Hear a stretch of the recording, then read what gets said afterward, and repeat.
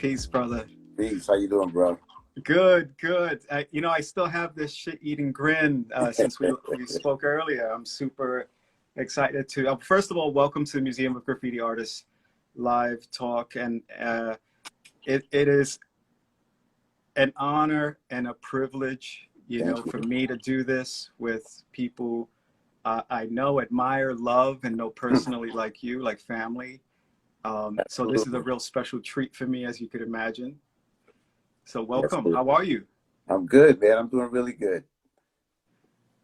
So you've been MIA for a while, and all of a Yes, I sudden you have. show up on Instagram, and we're all giddy about it. Yeah, because I'm not a big fan of social media, so Yeah. I decided to do the Instagram thing. So my wife's been like urging me to do it, and I tried it. So, and the response has been like crazy. I'm still like in awe of like the response that I have gotten in just 2 weeks. I just joined like 2 weeks ago. Yeah. So folks, go to his Instagram, COS, COS Rock, ROC 207. Follow COS Rock 207, and I'm excited, man, because you as I put this, I'm gonna put your Instagram up for everybody. Okay. I'm really excited because you've been posting some images and drawings from years ago, and Yes. so I can only imagine as you start kind of like getting involved with Instagram and looking for your work and reviewing your work, you must be like, oh my God, I forgot about this world. I forgot about this part of my life. Yeah. It's amazing. Just the other day I decided to go into my basement. I've had this trunk in my basement underneath the stairs ever since we moved into this house a little over 10 years ago. And I decided to take it out about 2 weeks ago just to go through it. And it was just, I got to put this up.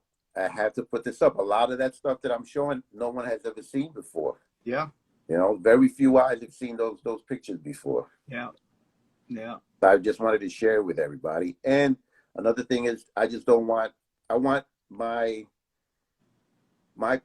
small part in this whole graffiti history to be documented. I want my name to be remembered. Pretty much that's the bottom line. Well, it certainly is, of course,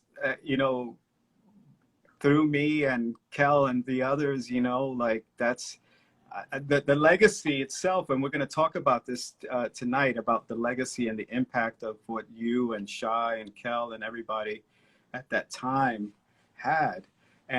But know that you were not forgotten. That's why it doesn't surprise me that people are rediscovering you, and new people will come to discover you as we get to tell a bit of your story, as we often do with the writers that I speak with. But your family, so I know a lot of it. Yes, you know a lot of personal stuff. Yeah. so. But I'm excited, and I'm so happy people are here on the thread, JK, Steph Skills, all these people, Joe Flo, everybody, DJ Chi, everybody's giving you props, Matza Rob, Worse Than Sex. There's a lot of people who Ivory Graham, that know about you and have wondered, like, where did he go? Right. But let's find out where you've been. Right. Let's take it back. Let me just set us up for this. And, I want to kind of go towards and talk about those formative years, right? The years that before, I guess, graffiti was a thing in your life, or maybe it was at this point, but where did you grow up in New York City, and what was influencing you at the time? I grew up pretty much in the Soundview section of the Bronx, over there by Bronx River Projects. I went to James Monroe High School right there. A lot of the things that were influencing me at the time, I was into graffiti very early, but I just didn't know the ins and outs. I was very fascinated by what I saw on the train. Living on the 6th line, there was a couple of writers that at the time that used to kill the 6 line, and these are names that you rarely see in the history books. There was this one writer named Take Five, Sly 108, and Puma, and those guys were killing the 6 line. And those were the guys that I looked up to when I was like 12 years old. Take, the name Take, that's where I got the name Drake from, because I liked his style, I liked his letters, so I tried to take a name that kind of had the similar letters in it, and that's where I started with Drake. But let me ask you something. When you were a kid, you know, in the Bronx in those days, the graph around you, I would imagine, was also, because being up in Soundview, was a lot of gang graffiti as well. Yes, it was. Because you had the Black Spades up there. Yes. You also had Zulu Nation. Mm-hmm. So, and also going to Monroe, there were other writers at Monroe, right? That I would imagine. To be honest with you, I don't remember. The only writers they really hung out with at the time was with Shy and Van at the time, and then how did you guys meet? How did you meet Shy 147? Rest in peace. Shy 147. Me and Shy lived in the same building. I lived in a walk-in apartment on the first floor in the street level, and he lived upstairs. And since my apartment had like a little stoop on it, I would sit outside on the stoop and I would just draw. And one day he came out the building and he sat down next to me, and we just hit it off. We just started talking about drawing and stuff like that. And I was doing graffiti, and he wanted to write. And from there on, we just always hooked up, because he lived right in the building, and we used to meet up like almost every day just to hang out. So, but now when you were writing, you know, the art, you had mentioned to me before that you were taking art classes. Yes. In JFK. What were you pursuing? Were you interested in art career, or were you just like, well, maybe it's because of the graffiti? At the time I was. It was when I took the art classes, that's when I came back from California. That was around 78, because when I came back from California, I came back in February, and I tried to get into art and design. And art and design wouldn't take me in the middle of the semester. So the next best thing was JFK High School. So I went there and tried to take art classes. And I was even enrolled in some program where I would go, where I would actually go to an advertising studio and spend time there during the day just to learn the ins and outs. But it turned out to be I was just a gopher, and you know, so I got bored with that, and I just went and cut school.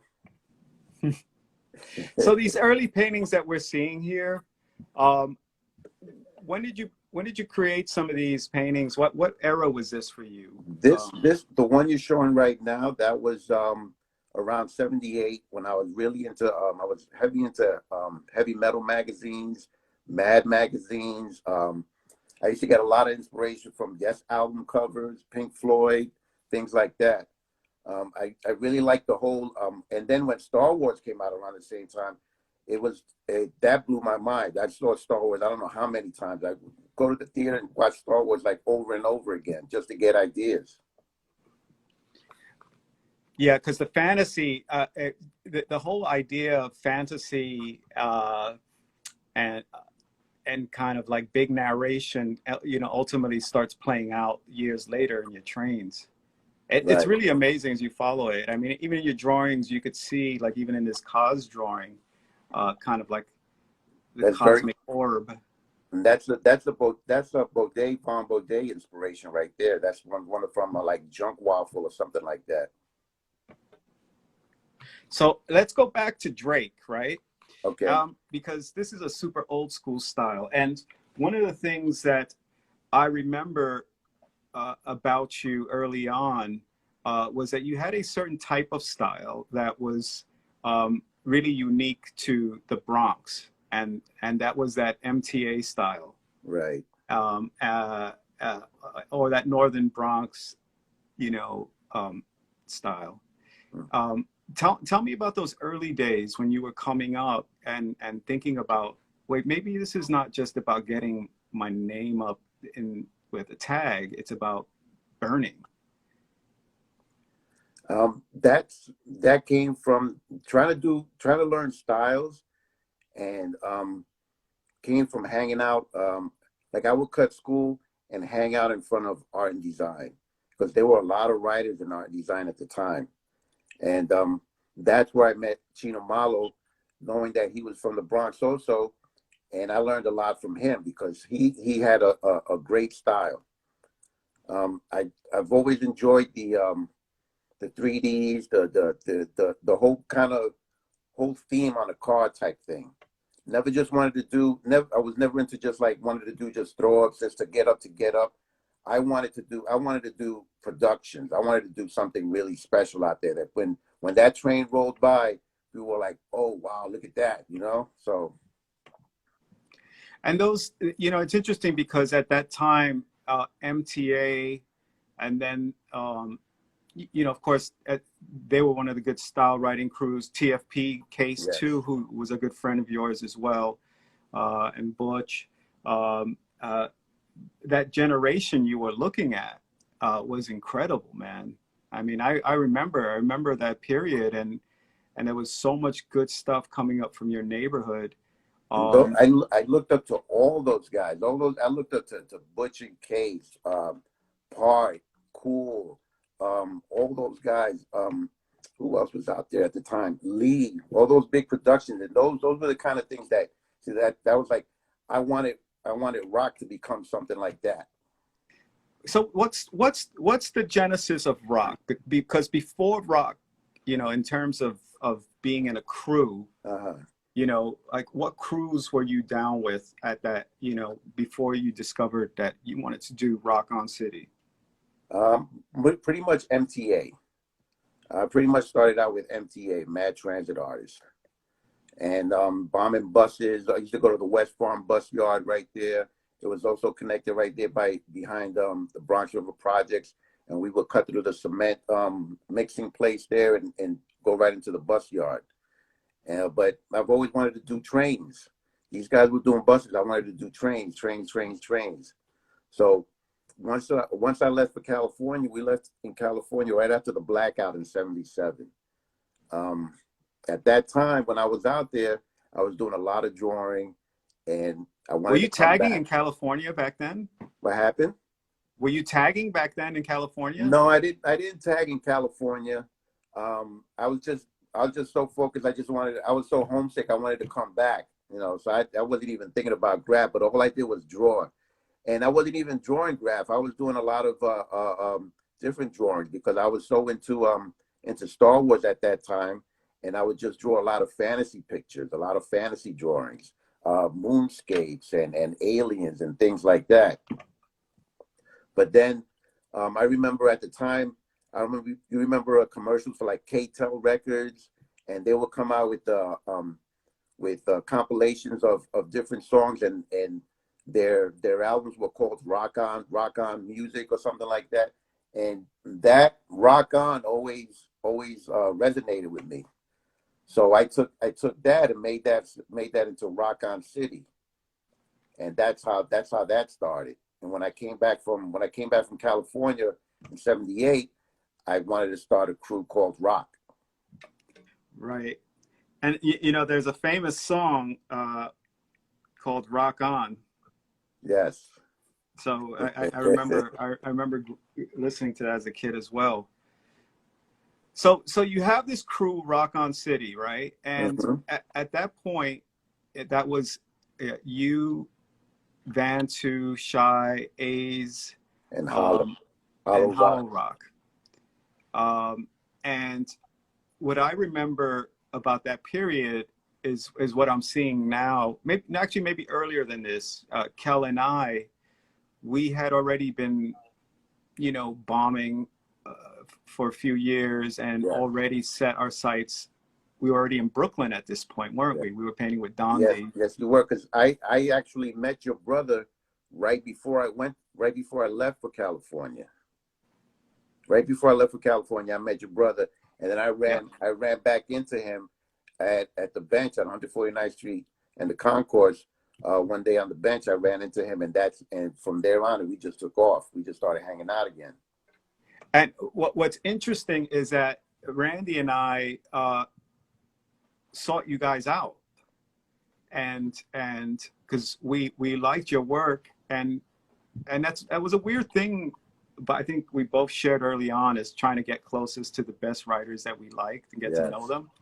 And I remember visiting your crib, which is on the first floor, the street level. Yeah, that was the walk-in apartment. Yeah. Yeah, in the BX, and that was Wow, one of you the remember first. that? Wow. Yes, sir. Yes, sir. And it's kind of, in retrospect, it reminds me of the journey. Artists do take these journeys to meet other artists throughout history, right? Mhm. And so we met you guys, and of course, Kel being Kel, you guys were older than me, so you have more in common, I suppose. Right. You, him, and Shy.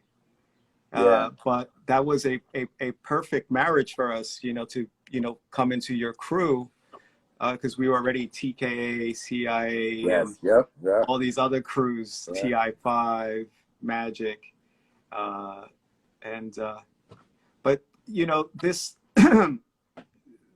So tell me about this. Like, now that period when you met Kel, and Mhm. and really when all of us started to kind of realize by 79, I think it was, Yes. oh, we're a crew. We're Yeah. gonna be We're, the we're gonna. next big crew, because Yes. I thought about this earlier, and I thought maybe this is a kind of full of shit thing to say, but you're COS Rock, and you know better than I do. But I always felt that um, rock and CIA are really the offspring of TFP, the Fabulous Five, the Death Squad.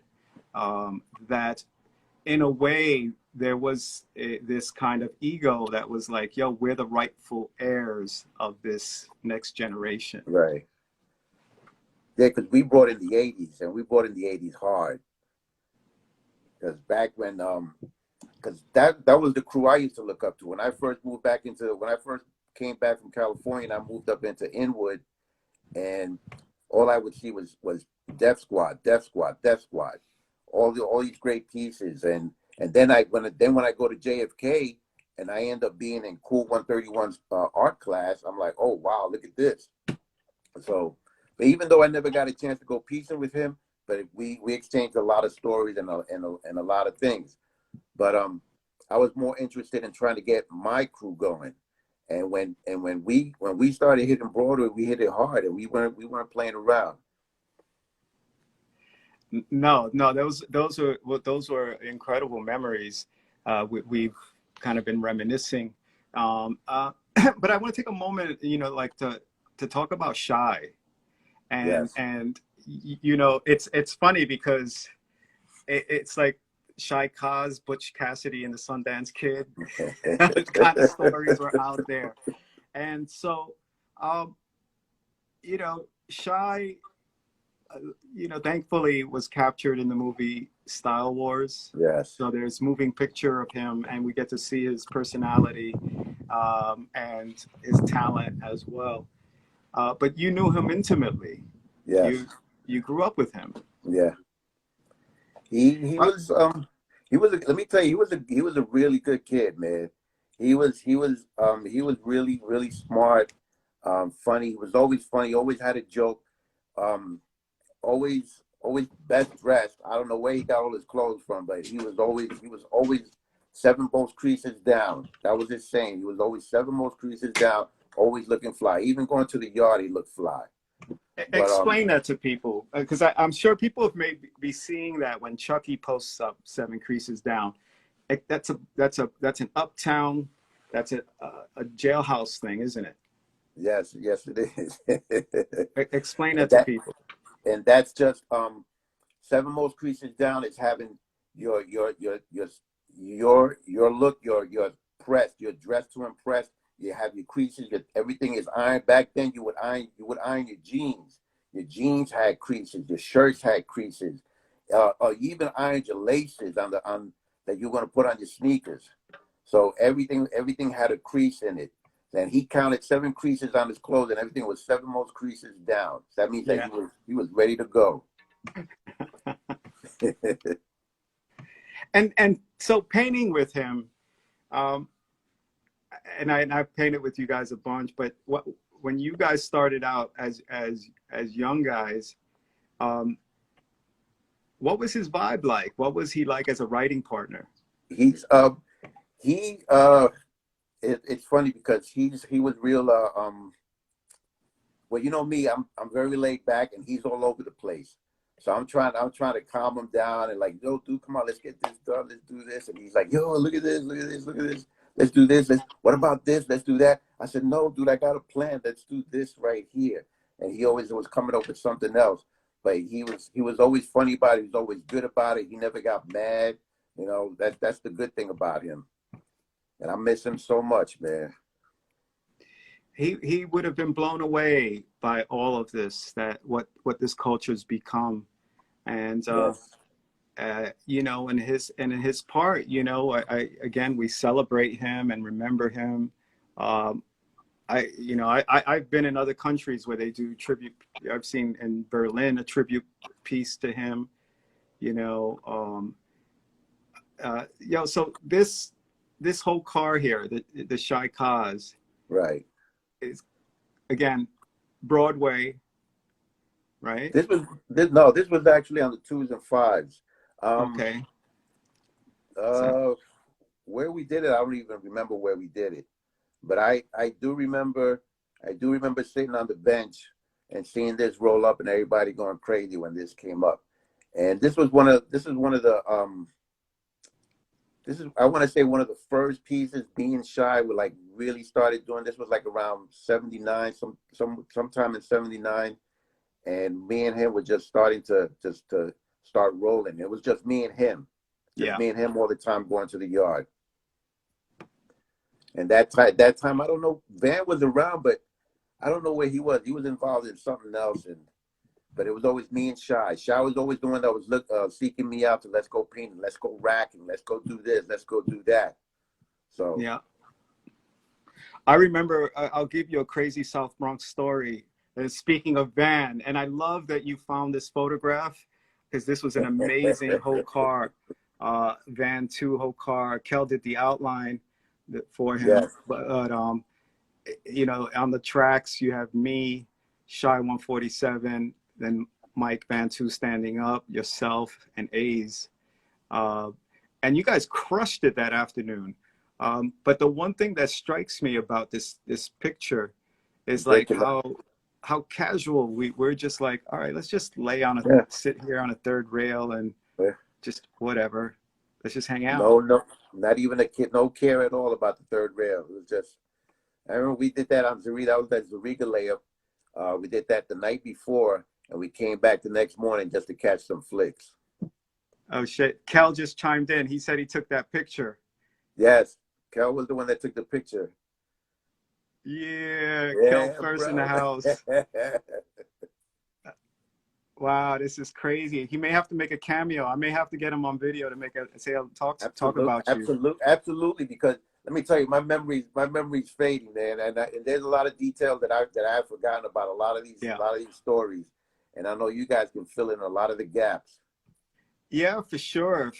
And you know, the thing is, you know, as you start doing the archiving and researching, again, things come back to you, you know, and it's funny because you posted this photograph, and I vaguely remember it. I remember my jeans that I painted with my name on the side of it. I remember that welfare bomber jacket I had, you know, and how that felt. And that was those were my bombing clothes. Yes. My pro Keds. So it's nice to see and recall this. And I love this photograph that you posted with me Shy, and Shy. Yeah. Yeah, acting like you're smoking a cigarette like Shy. Right. You know, what's interesting about this period, I mean, for me was that, you know, here I was with you guys that was so grown. I was the youngest one in the crew. Right. And yet, you know, there were these lofty aspirations, as I was saying, about being the best writing crew because, you know, at that time TMT was, Yeah. they They were were crushing blazing, it.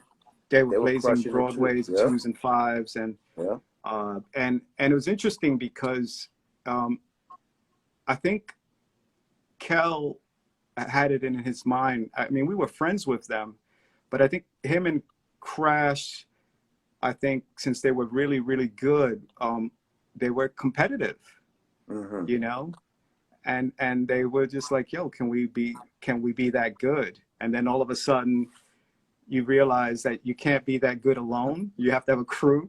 Have a crew. Right. So Have a crew. that's the idea of finding, you know, the rock stars, And I'm Rock on saying that City. our crew was tight, man. Our crew is Rockstars was tight. So explain this to me about, because you know what, I want to bring Kel in on this as well, Okay. about when Rock on City became rock stars. Right. Like, Well, I never quite understood when that all of a sudden happened. I thought it just was. no, that's Randy. Kel came up with Rockstar because we were bigger. How can I put this? We were broader than Broadway, so we were becoming stars. We're gonna be stars on Broadway, so we're gonna be the rock stars. We're Right. taking over. We're the best. No one can mess with us. We even had a uniform. You know, we had a uniform, and all we had Yeah. was everyone who wore a blue hoodie and a blue jacket when we went bombing. So I want to see if he comes on. If he He can fill you in on the details. let me see. So All hold right. tight. Don't go anywhere. Let me try to see if I can get him on because he's a slippery one. Let me.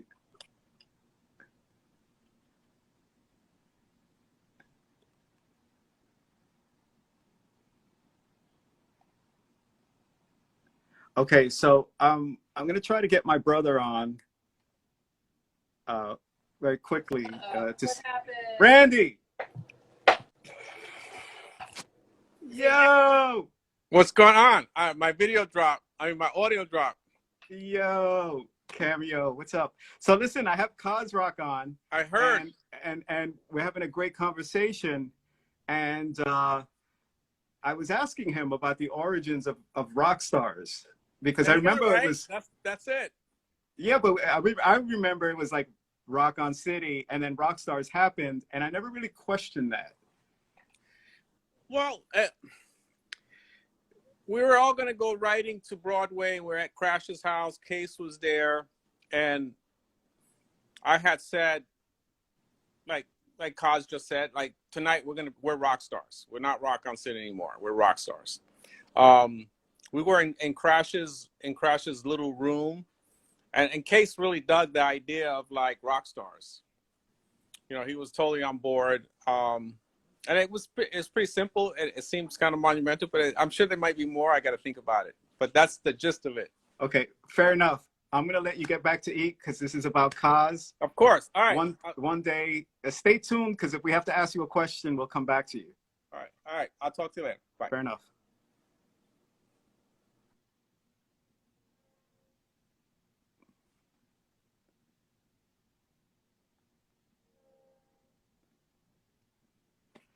That was cool. That right there was pretty dope to have you and Kel on the same call. Wait, hold on. Can you see me? Yeah, I can see you. Can you see me? Yeah, barely. I got an error message on the screen. We're having trouble loading this live video. Okay. Log out and then log back in. All right. And I'll talk to everybody that's here. What's up, Boss Jams? Sess. Yeah, so wow, so here's what's up, King Coke. Yo, this is what I love about this, about sharing these stories, especially the ones that are personal, because and I myself get to relearn a bit of my own history, and I love that, and I love that I could share that with you, but also that I could have two really important artists and writers and family members kind of break it down to you. So you're getting facts, okay? So I trust what they say and believe what they say, and I'm glad that right now we get to kind of listen in on some of the great legends. Here we go. He's back on. Let's bring COS back on.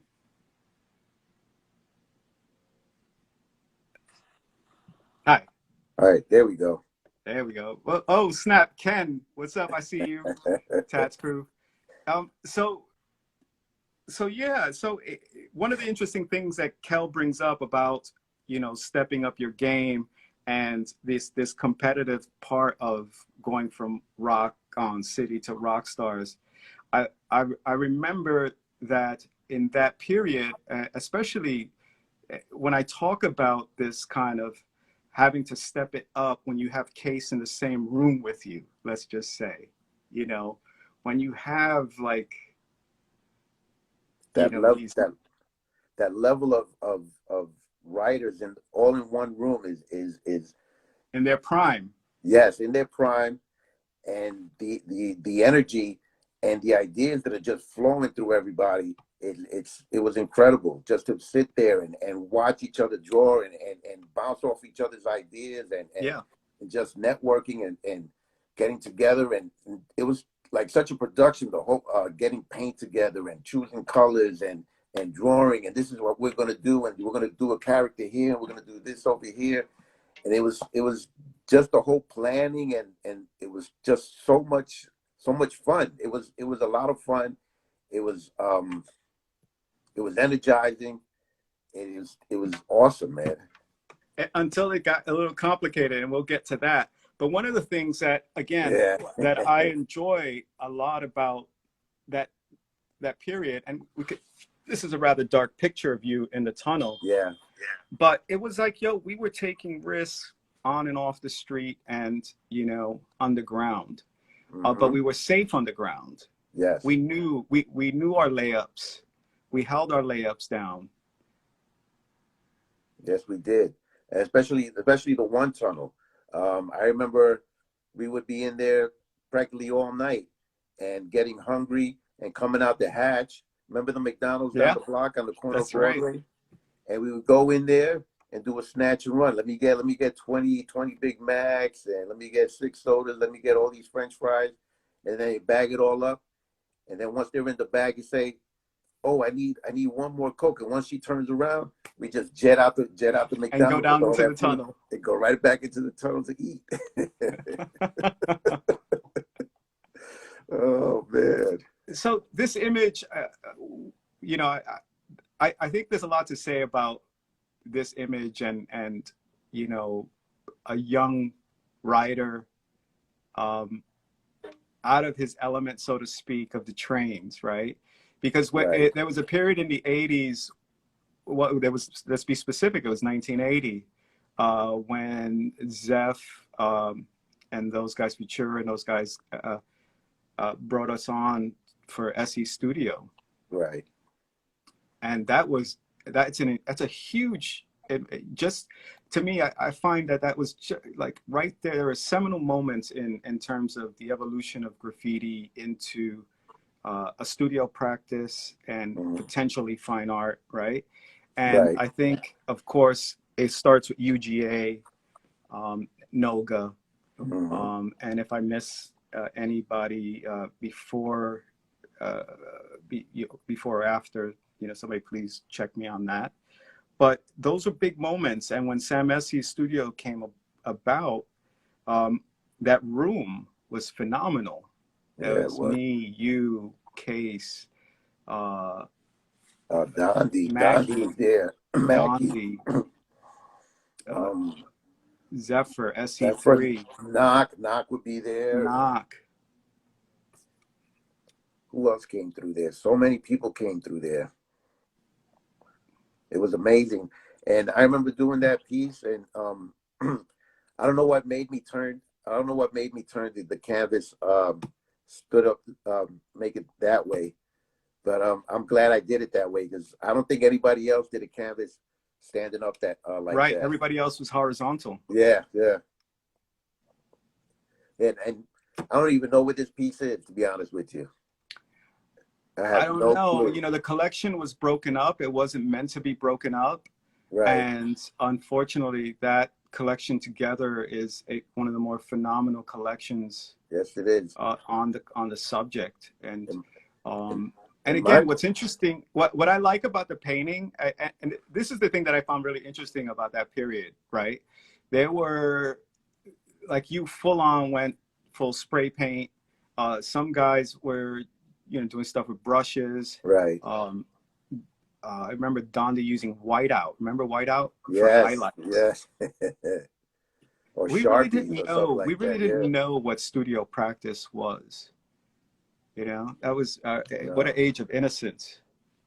And here is a good picture of everybody. And Oh a wow. lot. This Zephyr posted this, and he was like, this CIA crew. Unfortunately, I wasn't there that day. I was always up there, but I wasn't this time. My two partners, Kid 56 and Fact, Yep. uh, Fact. Days is there. See Days. TKA, but also you see Shasta, CIA. Yes. You know, again, in this photograph, you see Manhattan, Bronx, and Queens represented, and Absolutely. Brooklyn, of course, yes, Absolutely. and Brooklyn. Yeah, that's like all the writers from all over, from every borough came there, and we produce a lot of good work there. And in my opinion, that's like the biggest graffiti art heist ever, right there. That SE studio. Yeah, it just disappeared, didn't it? Yeah, it sure did. And it was meant to be to get held together. Uh, anyways, shortly after that, that's where things get very interesting for us Yeah, as a crew. yeah. That's Uh, what I like. Right after that period is right after that whole SE studio is where my mindset started changing, and I was kind of like not done with graph, but I was like, I don't know, just not sure about which direction my life was going to. And I was started thinking about other things, and where was I going to go? I'm going to be turning 20 soon. What am I going to do? I can't do this all my life, you know. So that's where thoughts about the military started to creep in. yeah, and because at this point things started getting really Sure. hostile. Yeah, it sure did. And it got really violent, and this whole war with Cap and PJ and Yes. everybody else that kind of jumped on board. I think we all realized at a certain point, as young kids, this was getting a little too, Yeah. um, And even the you one know, tunnel was getting hot with the ball busters. right. Yeah.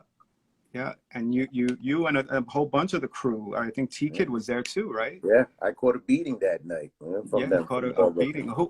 Who was in the layup with you? Tell me what happened. That I don't remember everybody that was there, but I know that I was hanging out with Van that night, and I was up in the Bronx. I was up around Soundview that night, hanging out. And usually when I hang out over there and I stay over there late, I usually used to take an OJ back to Inwood. But that night I decided to take. Let me pause that for a second to let people know what an OJ is. It's not orange juice. OJ was kind of like car Like service limousine. what Uber is today, Yes, correct. right? I'm sorry to mess up your flow. So anyway, so I decided to take the train home. So I'm on the one train, and lo and behold, I bump into T Kid and Shock and all of them, and they were like, "Yo, you want a piece? We're going to the tunnel, blah blah blah." And I'm like, "Yo, I ain't got no paint." I'm like, "Yo, we got you. We'll put you down." I said, "Bet." So we go in there. We go into the tunnel. We start. We don't even get that far. I don't even know if I even put an outline up. But all of a sudden, I forgot who it was. I don't know if it was Shock or T Kid came running down, and he was like, "Yo, go run, run, run, run, run, run, ball busters," and we start running towards the platform. jump on the platform, run up on the street. They're everywhere. They're chasing us all over the place. So I finally run into an alley, and I can't remember who I was with, but we were hiding in the alleyway, and sure enough, we're peeking, making to see if the coast was clear so we can run back to the train station so we can get back home. So, of course, as soon as we say, okay, let's run out, let's go, who comes around the corner? Here they come with bats. So I run down towards Riverside Drive, and whoever I was with ran in a different direction. I get down to Riverside Drive. I was running so hard that my legs finally gave out on me. I fell to the floor, and it was wintertime, and I had like this huge I remember I had this corduroy down jacket. So all I did was just like crawl like into a ball on the floor in the middle of the street, and they just started kicking me and hitting me with bats. And I remember I caught like 5 or 6 stitches on the top of my skull. So anyway, someone started screaming, somebody from a window or something, and they left me alone. I walk up to the train station. I get on the train. I'm gonna go home. And I'm like, freak this, man. So of all times to find a cop, there's a cop on the platform that sees me bleeding. And he's like, what's wrong with you? I said, no, I just bumped my head. I'm just going home. He's like, no, sit down right there. I'm calling the ambulance. I said, no, I just want to go home. I'm good. I'm fine. He said, no, son, you're going to the hospital. I'm like, damn. I'm like, they took me to Harlem Hospital. They stitched me up, blah, blah, blah. And but that night, I don't know what caused that whole scenario to happen that night with them coming down there and just busting our balls. That's pretty much what they did. Well, it's also a changing of the guard in a way, because think about it. All that next generation was coming in, right? That those kids that lived in that neighborhood, but also because of Zulu Nation, and we were part of Rocksteady crew, and Rocksteady had beef with Ball Busters, and Zulu Nation had beef with Ball Busters. That's right. I forgot about that. That's right. Right. So it's really weird, the kind of issues we had with,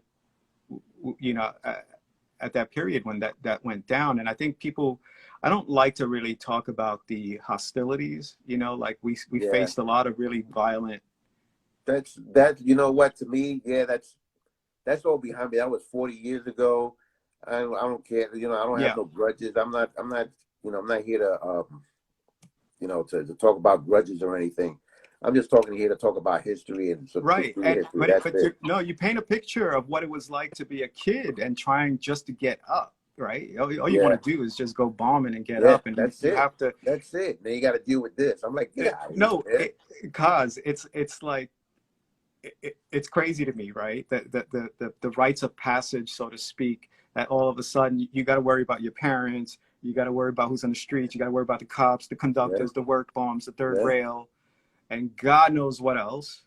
But it got too violent for us. It got very real with guns and knives and fights.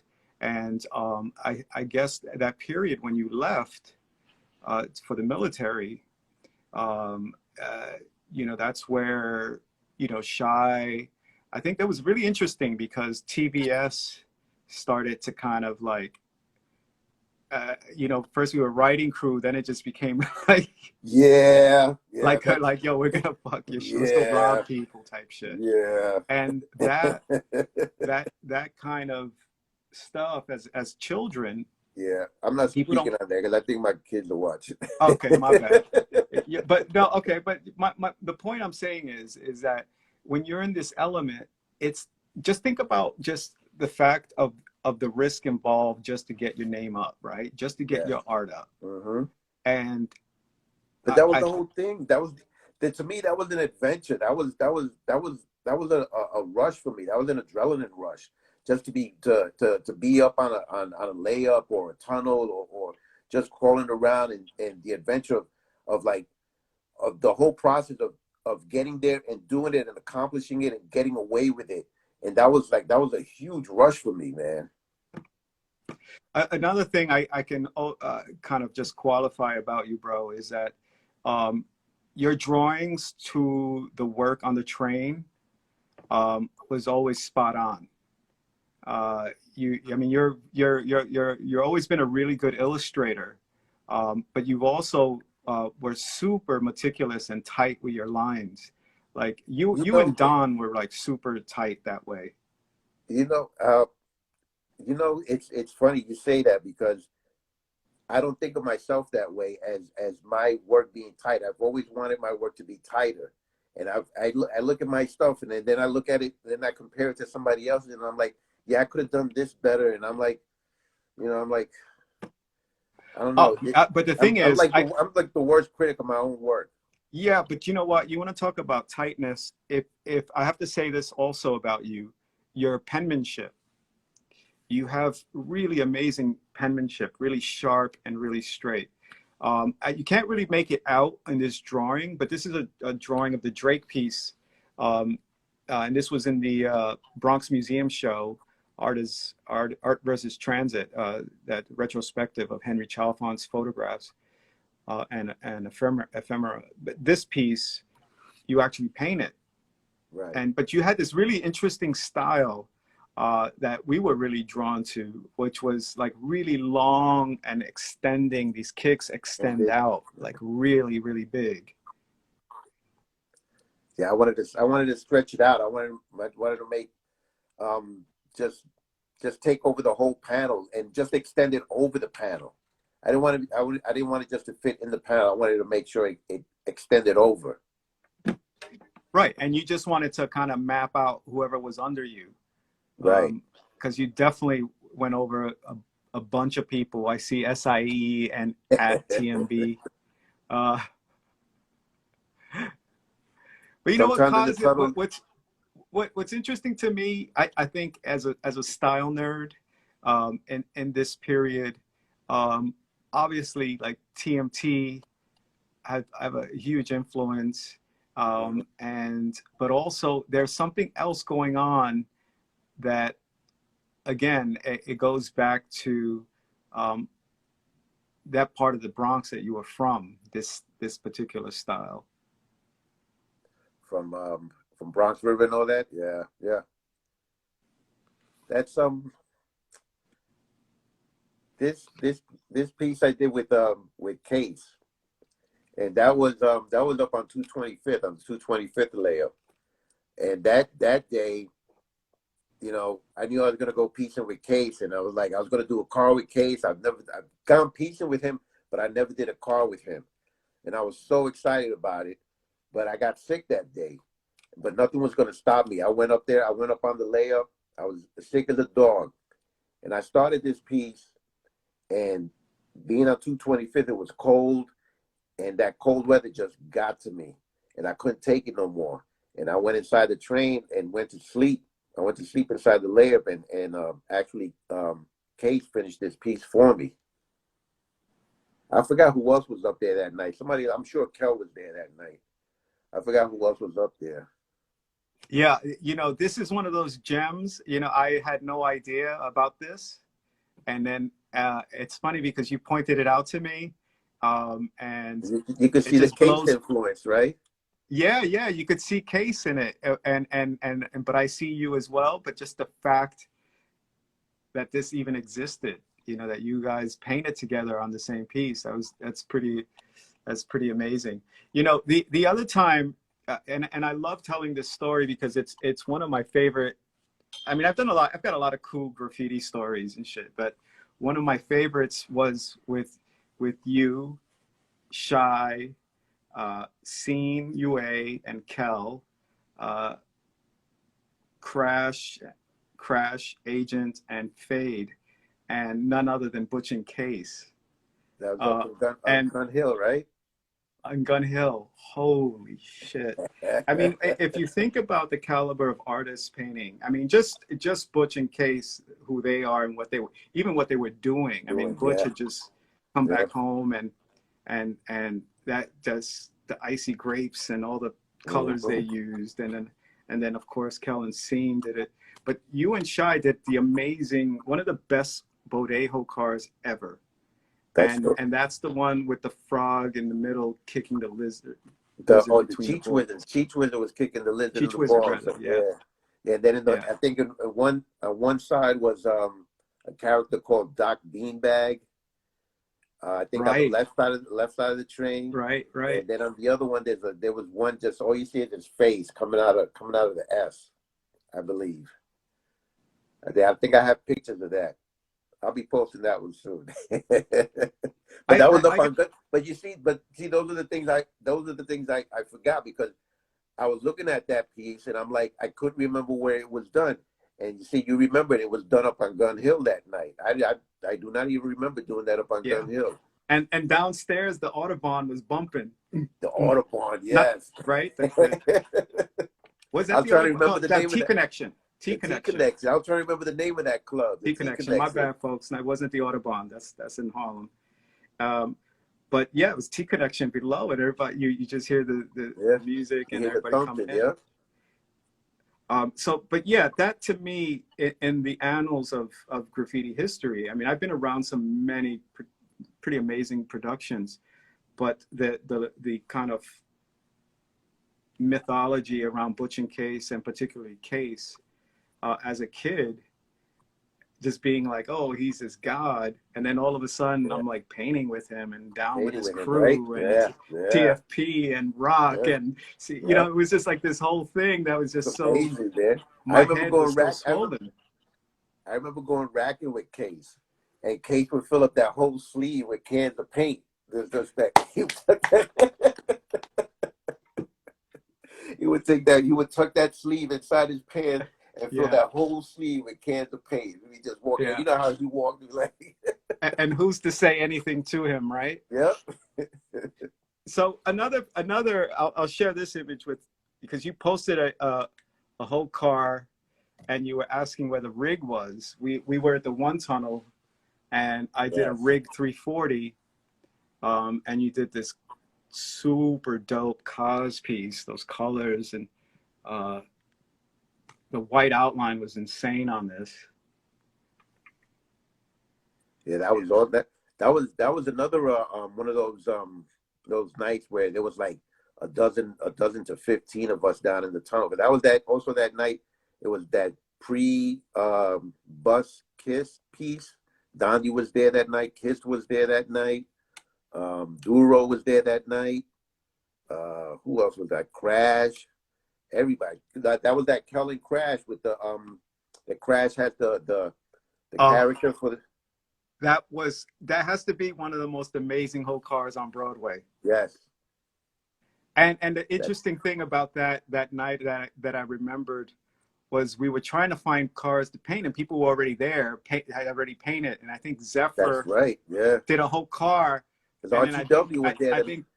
I think Kellen Crash said, fuck it, let's just go over Zephyr. And then when you look at the picture, you see like the little Zephyr tag on top.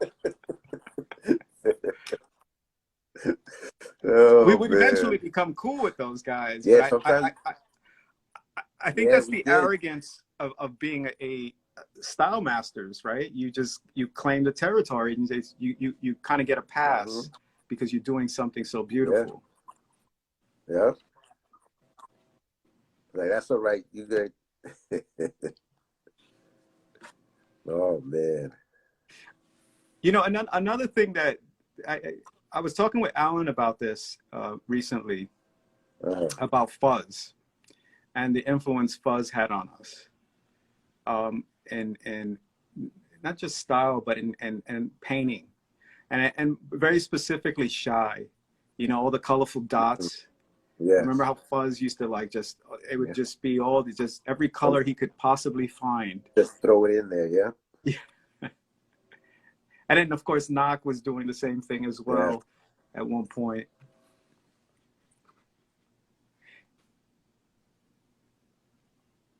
This whole car, I don't remember this.